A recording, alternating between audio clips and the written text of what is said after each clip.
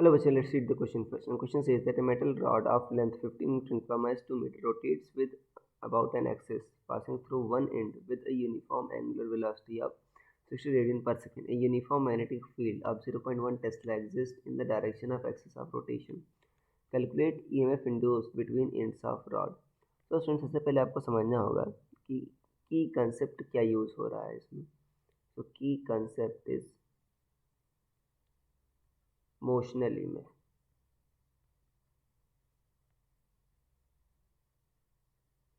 ये है motional EMF.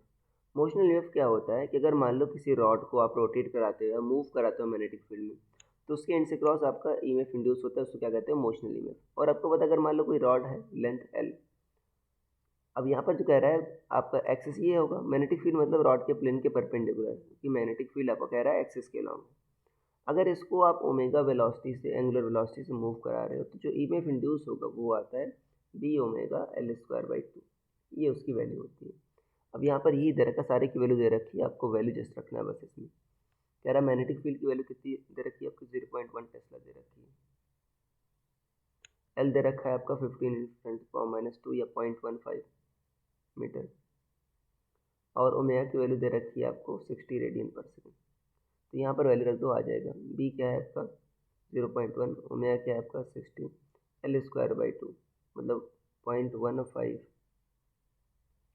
का होल स्क्वायर बाई 2, ये इतना है. अब यहाँ पर देखो, अब वैल्यू आपको कैलकुलेट करनी होगी. तो देखो 0.1 इंटू देखो 60 कितना आ जाएगा आपका, 6 आ जाएगा. 6 इंटू 0.15 इंटू 1.1 ये देगा 0.0225. देखिए 0.15 इंटू 0.15 ये देगा 0.0225 अपॉन 2. तो ये क्या हो जाएगा, 3 इंटू 0.0225, ये इंटू 3 कर देंगे तो 0.0675 आ जाएगा. 0.0675 इतना वोल्ट आ गया. या अगर आप इसको साइंटिफिक नोटेशन में करना चाहते हो तो 6.75 इंटू 10⁻⁻2 वोल्ट.